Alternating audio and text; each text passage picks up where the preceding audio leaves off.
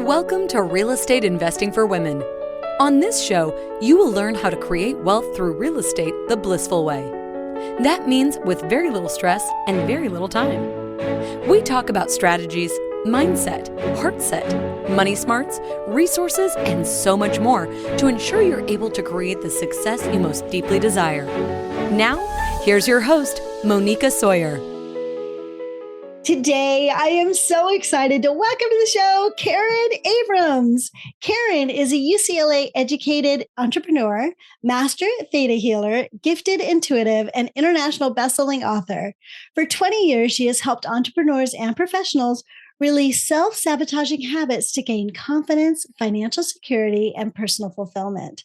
Karen works with clients worldwide to transform their subconscious beliefs and break free from trapped emotions, traumas, and limiting mindsets to build the financial and personal success they desire and deserve. She is known for integrating her energetic work with practical tools to bring about powerful results.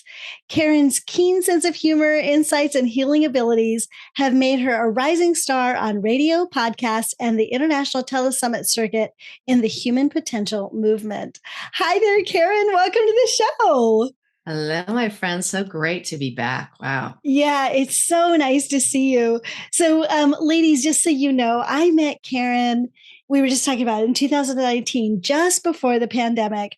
And we've been keeping in touch. She actually did some sessions for me because I am a huge advocate of Theta healing. And I had learned it myself as a healer myself, probably about, I want to say 15 years ago. So I've been practicing my version of Theta healing, and I was so excited to see Karen's focus and the way that she does it. She does it very differently than I do, which is awesome. So it was very, very healing for me because I got a completely different perspective on that. So she was phenomenal. So I wanted to share her with you. So Karen, thanks for coming by to talk to my audience and share all your amazing wisdom. Well, thank you so much. I'm so happy to be back in your happy space. It's great. Thank you. Thank you. So, Karen, let's start by, how did you become a healer? Like, give us the 2-minute high level version. Not the 20-minute. Yeah, exactly. Three-pronged approach to starting when I was born. Yes. It was a tough birth, I think. I don't know. Yeah. Okay, I will give you the elevator, the long elevator to the 40th floor version of this. So I watched a friend of mine change all of these major areas of her life with Theta healing. She started, I just want to give you a background on her, just what was going on so you can relate to it. Brilliant woman, business degree from a great Ivy League school. She had health issues, really big health issues that were very difficult for her to resolve. She had a relationship that was going on. It was a long-term relationship, wasn't going where she wanted it to go. And she just wasn't making the money that she knew that she could. She had a lot of self-sabotaging issues going on with her, getting in fights with clients and her boss and all these sorts of things that were keeping her. Her friends were making $400,000 a year, and she was just a fraction of that. And she wasn't able to turn it around by herself. And she started working with the founder, Vienna Steibel, who's the founder of Theta Healing. And I saw over this period of this relatively short period of time, all of the areas of her life start to change in a big way. Her health got so much better. Her relationship transformed into the loving friendship that it really was meant to be. And then she started making money. And then I went, that's interesting, because that was an area that I was really having a challenge with. And when something like this kind of work, shows up so conventionally in somebody's life, it kind of, my ears were kind of like my antennas are like going, wow, what is that? Mm-hmm. So I decided, she hosted Vienna, who came out and did a beginning Theta healing class. And I loved the class. I loved how she was working with like the toughest people in the room. And, they changed in moments, in minutes from really tough issues they were doing, and looked 10 years younger afterwards. And I remember afterwards feeling like I could breathe, like after the class was over. It was a 3-day class. And I remember walking through my apartment going like this, like doing the breaststroke, like, what is this space in front of me? Mm-hmm. I didn't even understand it. Now, I had anxiety for 6 years. I'd been working with a therapist for 1.5 years. We got it down from like an 11 to a 3, but a 3 still meant that I woke up every day terrified, and that my heart was beating out of my chest every day. Yes. Nobody knew it because I was like, hey, how's it going? I've got a great smile. I seem You mellow. sure do. Right. It's like, Yeah. I was like, okay, this is cool, but what was happening was something very different on the inside. And I realized in that moment of really appreciating all that space that my anxiety was gone. And it was the first time in 6 years that my body was out of fight or flight.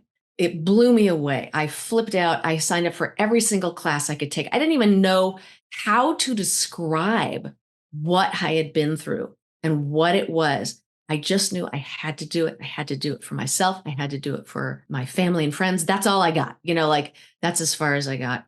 And a few weeks after this, some of the symptoms started coming back for the anxiety, just a little bit. Mm-hmm. But by then I was already in class and taking classes, and I kind of chipped it away till how when something's in your life and it's an issue and it's kind of up to here, and it just slowly comes down till you stop noticing that it's there and you just go on with your life. And that's what happens. I can't tell you the date it left, but I can tell you it did.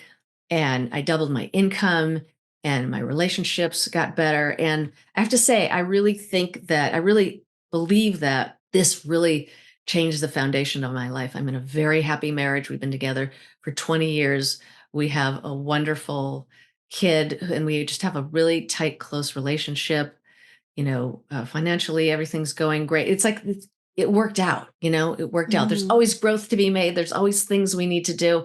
So I can't say, I've reached nirvana and that's it. I'm on the hilltop looking down, but I can say that life is really amazing. And I have this tool with me all the time and anytime I need it. And I thank God for that. Yeah, I love that story. And I love how you talk about it's really great, but there's always room for more, right? I was actually at a mastermind recently, and she says, for us, there's the yumminess of more. Like, you can be so excited and so happy and so delighted with where you are, but there is this yumminess of more. Like, what's next? What's that next evolution? What's that next level of joy, or that next level of intimacy in our relationships, or whatever, right? That yumminess of more. I also love how you were talking about, for you, how it kind of started above your head. And for those of you who can't see, if you're watching on YouTube, you saw it, but if you're just listening, she kind of brought her hand down, right? It's like it starts up above her head, the stress levels, and then she brings it down until it kind of disappears from her heart.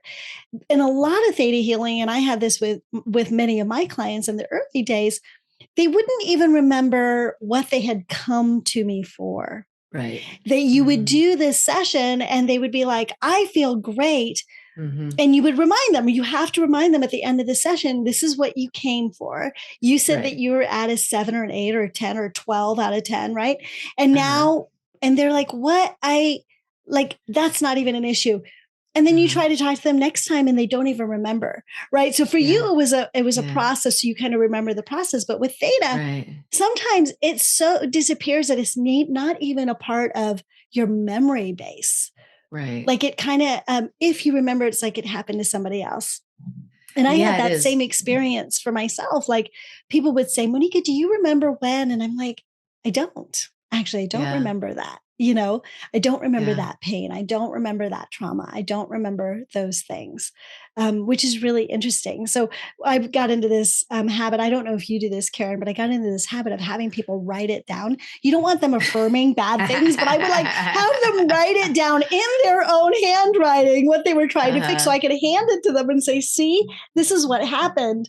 Now tell me what you notice in your life around that, but it's I don't want to say magical, because that takes it out of the realm of science, but it does feel in many cases that's so magical, Yeah, no, I totally agree. I remember I had a friend who, from when I was taking all the classes, when I was in it, and she told me, like, when we were towards the end of all of our education, she's like, yeah, when I first met you, you didn't even notice me or whatever. And I went, really? Yeah, that's so weird. I don't even understand that. And it's like, yeah, I remember we were eating together and you were just really in your own world. Yeah. Isn't it funny? Yeah. You're just so obsessed with getting better. Yeah. I understand. I can't do this. It's just, so tell us what theta healing is. Why don't you describe it from your perspective? Okay. It took me years to figure out how to do that. I don't know if it did for you too, but because it's this thing with brain waves. when Vienna would describe it, I think I was so high in Theta. I was like, what are you saying? I don't understand. It's just so great. So basically what Theta healing is a simple meditation that allows you to connect to your inner wisdom, source, whatever that name is for you, and also connect to your subconscious mind. When you make that connection, you're able to access your bottom beliefs and change them, the ones that really are messing with you in your life. So that's, I'm nothing, I'm worthless, right? I'm unlovable, nothing ever turns out for me, right? And with your permission, you can energetically shift these beliefs. And then we also, since we're in the subconscious mind, have access to all of these trapped emotions, right? There's things we've inherited, trauma and anger and betrayal. There's things that we went through of the same name, and sadness and grief and all these things that have just been there forever, been there for too long. And so when you're in that theta state, your mind can actually talk to your body and help you release it. And what gets replaced is unconditional love, understanding, and compassion. And so what happens is when you take your most damaging beliefs and you change them into your most powerful and positive ones, and when you replace these old toxic emotions with your most supportive ones, you start feeling better and lighter, right? Then you start making decisions in support of yourself. Then the dynamics in your relationships change in a really loving way in your favor. And the really cool thing at the end of all of that, which was cool enough already, is that those barriers to following the great advice that you've heard and to take the actions that you've needed to do to move your life forward, those barriers come down and you just start moving forward with more ease and more focus and just like a new lightness and joy. That's what I've noticed. It's so interesting. The way that I used to describe it is very technical. I was very scientific. It was all like, because there are 4 different brain waves and you start at, the one that is, I don't even remember all the terms, right? But theta is the deepest brain wave, not the deepest, but it's the deepest that we actually have access to. It happens naturally in sleep. And that's why we talk so much about you get the messages from the universe. You get the messages from your subconscious when you're sleeping. I believe it's the place that we are in REM. Is that true? Am I remembering correctly? It's right when we're accessing our dream state. It's right at that point when we're starting to space out and we don't know where we are. That's right. Yeah. Here, we're kind of on the fence between 2 worlds, Right. And that's the dream state. So you're already asleep. So you're already gone way past alpha, which is our normal meditation state that we do. Right. And you get it, you're about to go into REM. So you're already deeply asleep and you're about to go into this dream state. So you're wide open for the messages, but you're not getting the messages, or subconscious is getting the messages, or they're working through those messages that you've delivered to it. Right. And so it's this really interesting place. And so I've done some really interesting things, Karen. What happens when you're in this place, and please help me to describe this better, is your vibration rises. And you're sending your vibration out into the world. And ladies, I hope this isn't too woo-woo for you, but this is kind of how it works. You know that I'm all about bliss. You know that your vibration impacts what happens to you, what you're delivering out into the world energetically, and how you receive and perceive things, right? Yes. That's why we talk so much about bliss. You can use theta to create that energetic field where you're receiving, and it's like a radio, right? You're receiving and you're delivering, right? And you can deliver out into the world and have this impact. So weirdly, I would have these things that would happen. Like I would have a tenant in one of my houses that was having problems, right? And I remember once I got a call from a tenant that said, Moneeka, I have lost my job. I'm not going to be able to pay for 3 months. And I said, that's fine. Like, I'm not going to put pressure. He had been with me for 7 years. I'm not going to put pressure on you, but let's see what we can do about this. I am very happy to continue to have you be my tenant. He was not able to make 1 month, but he ended up making all of them. He made up for that. But what I had done is I did my own theta process on his healing around money. Oh, wow. So I did it remotely as a surrogate for him because he wasn't open to it. And he got a new job. He, like, the next time I saw him, he was like uplifted, and we can't heal other people I'm not trying to Right. say that, but I was Right. healing that business process, the business exchange of money. Uh-huh. And I've done this so many times where I want to find the perfect tenant. I ended up with a house empty on December 1st. That's the worst time to find a new tenant. Oh, wow. I did a Theta Uh-huh. process and I had a tenant within 2 days. So Wow. it's so interesting. Like we can use this. It's not just our relationships and our money and our own beliefs, but it's the energy that we send out into the world and the expectation that we magnetize back to us, right? So it really is a phenomenal tool in so many levels. Does that resonate with what you've experienced too, Karen? Absolutely. I remember I have a business mentor who said that business is the greatest, one of the most powerful vehicles for self-improvement, right? Yes, yes. Because whatever we do or we don't do, it comes back to us. And so, when you're talking about doing something remotely, the other description of Theta it's like focused prayer, right?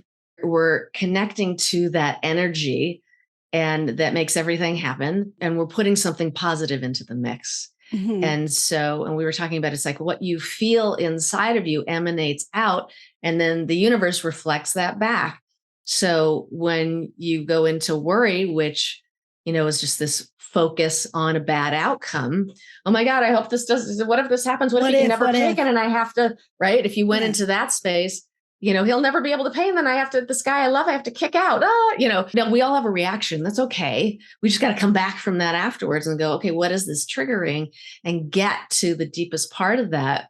Maybe there was an original wound or something going on, or something about being disappointing because you're a people pleaser, right? And you get to the bottom of that, and it just opens up that space also for somebody else to move freely. If we think of somebody as, I don't know if you've had this before, where you think of somebody like somebody in the family, everybody's got a role, right? Here's the black sheep of the family. This is the one who never makes it. She can't rub two nickels together, And so every time you look at them or you think of them, you have this sort of low vibrational signal you're sending out, like, it's okay to stay this way. This is how I expect you to be. And when you open that up and just get yourself out of the mix, it just frees them up to do what they need to do. To do their own path. We don't want to be infringing or on someone else's path. Everybody's here for their own, whatever they're learning or growing or whatever it is that they're supposed to be doing. And as long as we deliver angst or worry or expectation, then we're delivering our interference into their path. So I totally understand what you're saying around that. And I found, it's not always, the result that you get is not always what you expect, right? The universe works in interesting ways, right? So it's not always exactly what you expect. But the next step to that is having faith that it's happening exactly as it's supposed to. It's not necessarily how I expect, but as it's supposed to. And that's really helped me to go through that Theta process too, when it didn't happen instantaneously, but to know that, okay, this was the first step. Now there's the next step, like that, Right. And every opportunity, let's say he didn't get a job right immediately, but something else happened so that you could go, oh, well, I just found a grant for him. That's you never know, right? Yeah, you don't know how it's going to show up. And even if at first it looks like contrast and it looks like something that appears to be negative, it's like, oh, well, maybe the solution to that thing is the thing that's going to get all of this done. I'm sure everyone that you bring here, I will say that I'll take a really good educated guess that they've had some major thing happen to them that caused them to do the amazing work that they were doing. So at the beginning, it was the worst thing ever, or somewhere around there, but they made it the best thing ever. And so was it really bad? So you just don't know what you're looking at. We don't know what we're looking at. And when we just judge it in one way, we're just holding it. We're holding it in a space too tight of a box. We got to just open that up. Yeah. I love that. We could talk about this forever, but we won't. Let's talk about let's talk about the driver's seat. You talk a lot about, you can be in the driver's seat of your life always. What do you mean by that? Okay. Well, because we're always in the driver's seat, even if we feel like we're in the passenger seat, because it's your life. You're living the consequences of your life all the time, whether you've got a bossy partner who makes all the decisions for you or you're making them yourself. This really is about you. And I want to give you an example. Like there's an amazing statistic out there that you probably know that women lose up to $1.5 million in lifetime earnings because they're afraid to ask for a raise. Mm-hmm. Okay. And when they do ask for a raise, they typically ask for 30% less than men. Mm. Okay. We live with those results, right?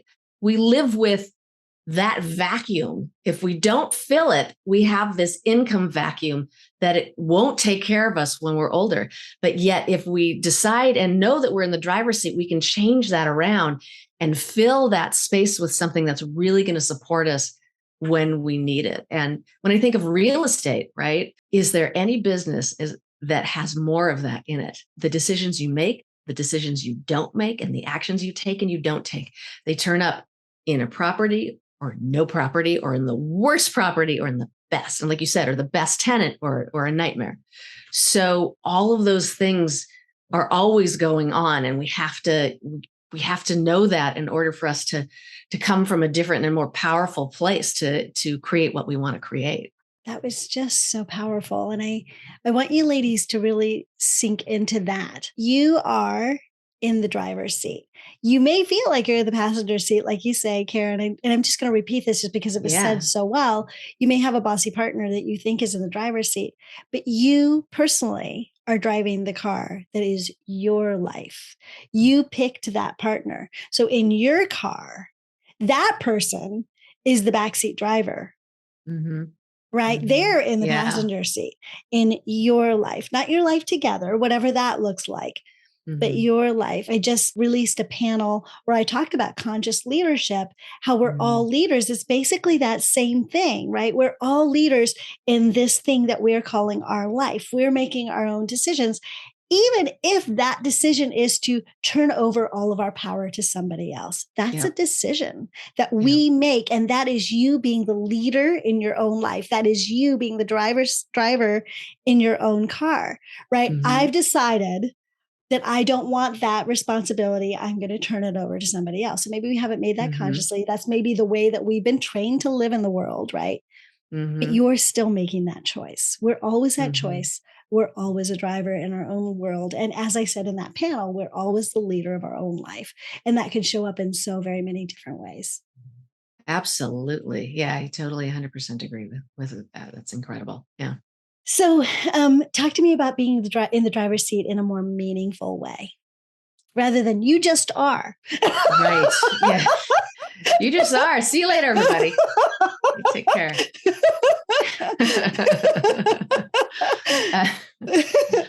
Well, the way you can do this in a really meaningful and empowering way is the first thing you need to do is take 100% responsibility for your life. Okay. That's where meaningful change happens. If we don't do that, and you're always like, no, it's not, no, you can't be the victim here. Okay. You're the one who's painting the picture. So that's first. The second thing you have to do, and this may sound kind of funny, but you have to create me time. Okay. Because there has to be a place in your life where you're at the top of the list. I am a wife. I am a mother of a teenager. I am a daughter of an elderly parent with health issues. So I know when I'm fourth or fifth on the list, that has to happen sometimes. But we have to create that time where we're at the top of the list, because it's easiest for us to break promises to ourselves, right? I don't want to break a promise to my kid because she looks at me and goes, "You promised." Right? Mm-hmm. I don't want to do that to my partner. I don't want to do that to other people and see that look, but I can't see the look in my face, but it happens. What happens is I become disappointed in myself. If I break promises, I lose faith in myself and my ability to carry out my promises, which breeds dissatisfaction, which brings us back to what we were talking about before, which is if that's what's going on the inside, it's going to reflect back out in the outer world and show you in a dissatisfying deal, an unsatisfying client, whatever that is. And so we want to have that me time. That's very, very important. And then you need to have something that keeps you grounded and centered. that takes you away from your day-to-day business. I'm doing emails and I'm doing calls and I'm with clients and da, da, da, da.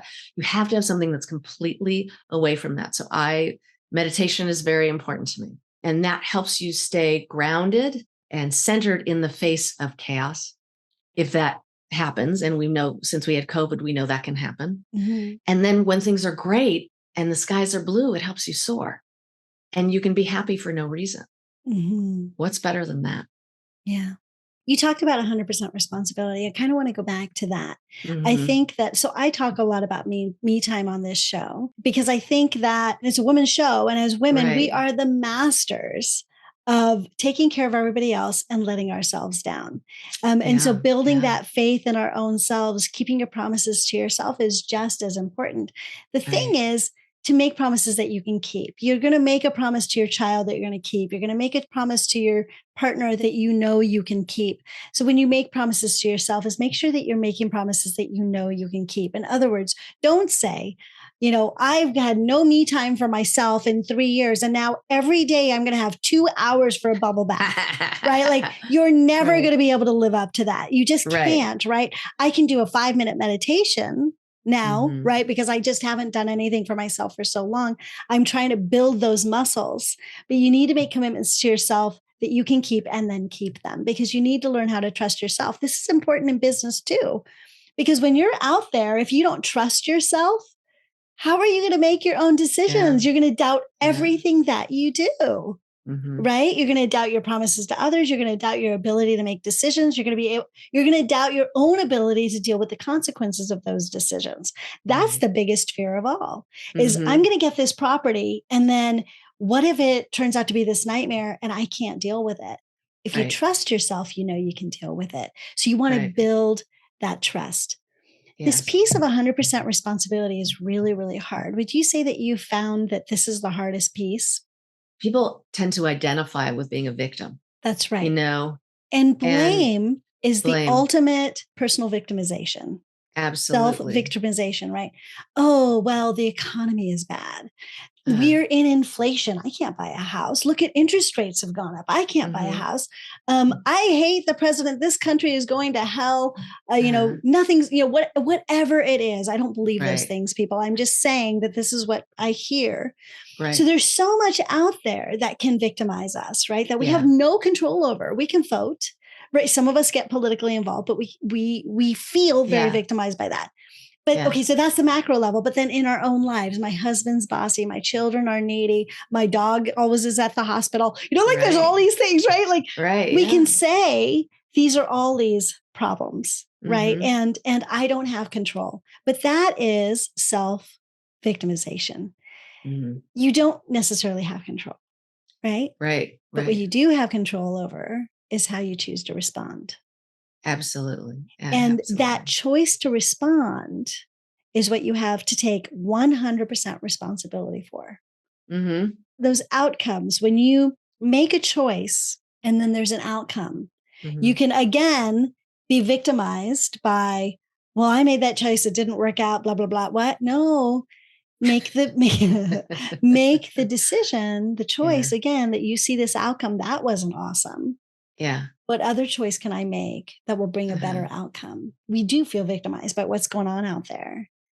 We can, if we choose to, or we can choose to respond in ways that support our own bliss, our own joy, and our own lives.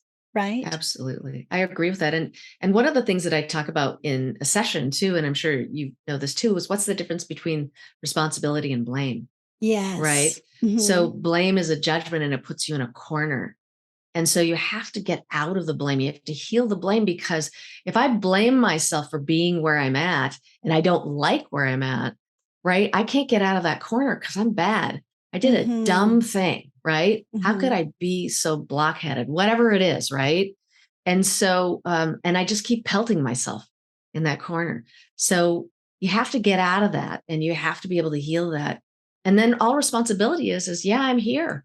I did this. Everything, every decision I've made just got me here. Okay. So where do we go? If I'm that powerful, I can go anywhere, right? I just ended up here, but I can go somewhere else. It's just a little directional change. I always talk about it like if you had a cannon, I always talk about this. If you had a cannon, it was pointed at one village, right? You put it 3 degrees west, it would hit a whole other place eventually, right? And that's what we do. We make these minor changes that down the road will become huge and we'll end up in a whole different, wonderful place because of it.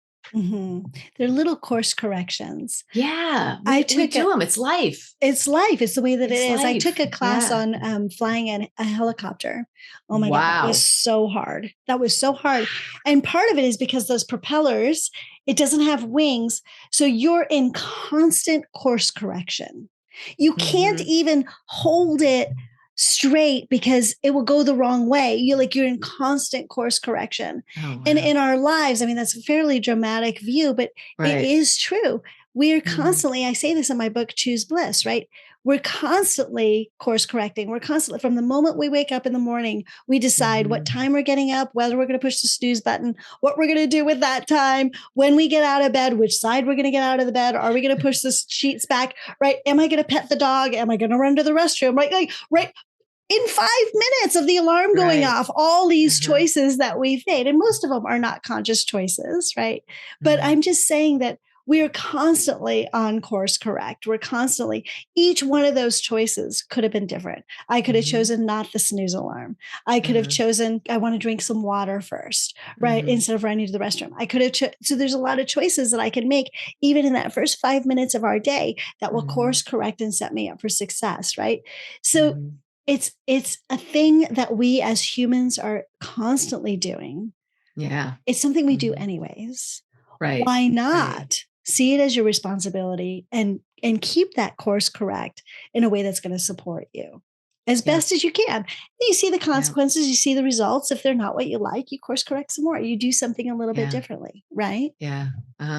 Absolutely. So tell me a little bit about some examples of some of your clients that have sort of stepped into this power of full responsibility and being in the driver's seat and those sorts of things. I'll talk first with a client that I worked with a lot, and she has a tutoring business. So I worked with her for a long time. So she was towards the beginning of her business, and she knew how her gift was to teach young children. She was just really, really good at it. She could speak their language. She, loved them. And, but she didn't have much of a formal education. So it kind of created this insecurity because here she's going into the educational business and she doesn't at that space, the parents are, college educated or higher, and all of this sort of stuff. And she's coming into these environments. So it created an insecurity. She also had health issues and very serious health issues that affected her memory, her concentration, her focus, her energy. And that could happen at any moment. And she had to constantly be taking care of herself. And so as we worked, and, like we said, business is this place for, this motivation for self-improvement. What's happening this week? What's going on with you? If it was the insecurity that was playing, we would work on what are the root causes of all of that right in this moment. And then she could learn from it and let it go and be like, oh, okay, cool. And she could work with her clients better. Or if she had a health issue, the same thing. What does this remind you? What's the root issue? And we would do the same thing, find the root issues, heal them, and move on. She went from like an upper 5-figure business to a 6-figure business to a 7-figure business. She's looking to create this as an 8-figure business. And I have no doubt that she will get there. So you can just see the evolution. It was really, really cool. We got another one, a relationship. So this couple who was in, when you get in that tough spot, we all have those years where they're hard or something. They kept disappointing each other and kept angering each other and triggering each other. And so to the point where they just fought all the time. And they had a kid. So the kid's in the middle of this, not, having a great time here.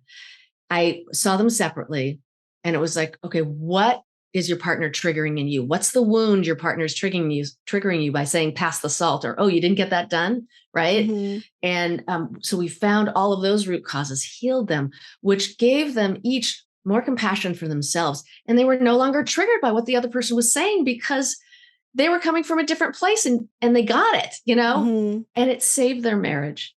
And they turned into this tight little happy family unit that just, and they're thriving even till today. It's really wonderful. And then I have one real estate one that I wanted to share with you real quickly too, which was I was working with a guy who was doing commercial real estate, in commercial real estate. And he had some issues with his dad. We all have an issue with a parent somewhere, right? And so we got to the root of that thing and we're able to heal. He was able to forgive and have this beautiful thing, this beautiful outcome with him. And right after that, he had this $10,000 deal just fall in his lap that came out of nowhere in real estate. And he was like, oh, okay. It just opened up a space that he didn't know was filled with this anger and resentment and, withholding of love. And so those are just some of the amazing things that have happened when you can just really open up and receive this stuff. Yeah. Oh, I love that. I love that. And I love the relationship thing that can help with partners, business partners, in negotiation and all of that stuff. Right. So it's really amazing. Totally. First of all, ladies, have you really loved this? Like, I love Theta and I love Karen. So I hope you've loved it too. And in extra, we're going to actually be doing a sample session. And the focus is going to be being money worthy. So I'm really looking forward to that. Yay. Awesome. That'll be really fun. So, but how can people get in touch with you, Karen? Well, it's pretty easy. You can go to my website, which is Think, Theta, as in Theta Healing. So thinktheta.com. And so you can get my, just contact me from there. And then my phone number's there, my email's there, which is just Karen@thinktheta.com. Easy for you to reach me. Perfect. And she also has a free gift, which is at blissfulinvestor.com/Theta. Could you tell us a little bit about what the gift is? Okay. So this is a Theta meditation that I call Enough Already. I love that. You like the title? Already, yeah. Enough already. So this is all about letting you know what it feels like to have all of your needs met. Because when you come to the table with all of your needs met, you really have the discernment to know what's in front of you. Is this a good deal? Is this a bad deal? You're not coming from that vacuum of fear or worry or insecurity. You're coming from this place of being completely sated and going, oh, that sounds great. Or, oh, that's good. And, oh, that's actually, I'm going to pass on that. So the more you fill yourself up with everything that you need and the feeling of it, the more you're going to create it in the outside world. So it's really wonderful. That. I also suggest very wholeheartedly that you do this right before you go to bed, because as you know, whatever you end your evening with, it's going to marinate in your subconscious mind for another 8 hours. So you might as well get the most bang for your free buck here. Yeah. I love that for your free buck. Yep. I love that. So you can go to blissfulinvestor.com/Theta and it'll be in the show notes, you guys. So you can definitely take a look at that. But thank you so much for that gift. You are so welcome. You are so welcome. Yay. Okay. Are you ready for our 3 rapid fire questions? I am. Okay, good. So Karen, give us one super tip on getting started investing in real estate. Got to remember this. Your net worth only goes as high as your self-worth. So as we've been talking about before, if you don't have a really great self-worth, if you're self-sabotaging, that's what's going to show up in properties. You're not going to get the properties you want. But if you do that inner work to clear yourself up and be in that blissful and that joyful space, then you're going to create that on the outside world. It's absolutely going to come to you. Oh my goodness. I love that. Yeah. And then what is one strategy on being successful as a real estate investor? That is about getting really comfortable with change. As we learned from COVID, right? We need to be able to pivot. We might not have to pivot all the way around, but just enough to make that happen. Change is always with us. We just saw a global version of it, and we'll never know if that could happen again. But knowing that you're comfortable with it is going to build your resilience. And if it builds your resilience, it's also going to be this place that's fodder for more creativity. And creativity is, the mother of invention. So it's great. It's also gives you confidence. The confidence that you can handle anything, right? Like we were talking a little bit earlier about. Yeah. I love that. No, totally. Yeah.